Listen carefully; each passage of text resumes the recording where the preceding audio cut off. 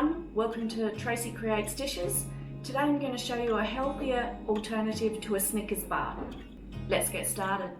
You'll need 110 grams of oats, 200 grams of pitted dates, a pinch of salt, 40 grams of peanut butter, 20 grams of crushed peanuts, and some dark chocolate to melt. We start by pitting our dates.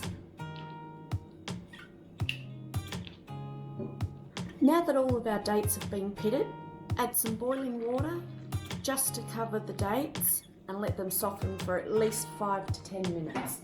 While the dates are soaking in the hot water, add your 110 grams of oats into a food processor or a blender.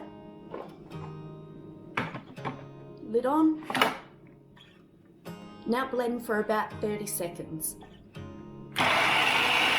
This finer texture of the oats will work really well in the food processor bowl. Add your dates, but before you add them, remove the water that they are soaking in. Add your pinch of salt and your peanut butter. Place your lid on the food processor and blend. Just scrape down the sides, give it another quick blend just for about 10 seconds. Set aside about 40% of the caramel mixture. With the 60% that's left inside your food processor or blender, add your oats. Put your lid on and blend this through for about 30 seconds. Stop a couple of times in the 30 seconds just to scrape down the bowl. As you can see, it's balled up, so that means that it's ready to come out. Carefully remove the blades from your food processor. I've lined a loaf pan with some baking paper. Pour the oat mixture into the base of the loaf pan. Gently push the oat mixture down to make an even surface. Another way to flatten it down is grab another piece of parchment paper and just use your knuckles and push it down. Okay, grab a metal spoon and just run the back of it over and it will smooth it out as well. Now that the oat and date mixture is fairly flat on the bottom, you grab the caramel mixture from before, just the dates, salt and peanut butter, and just smooth it over the top.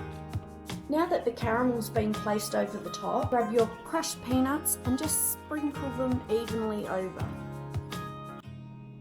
Grab your piece of parchment paper and just give them a little push so they stay in the caramel. Now this is ready to go into the freezer for about 15 minutes. Now for the chocolate, put a little bit of water in a saucepan, turn it on, let the water come to the boil. Now that the water's coming to the boil nicely, just reduce your heat a little bit, add your chocolate to the top and this becomes a double boiler. Give it a bit of a stir with a spatula. I'm going to turn the water off now.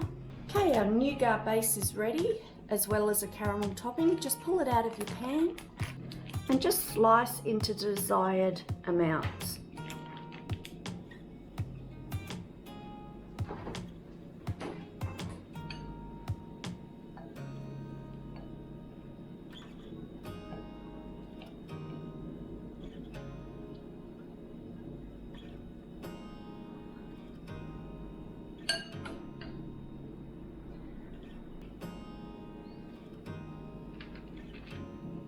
The amount of chocolate that you put on these is up to you. You could just do a light sprinkle or a drizzle over the top.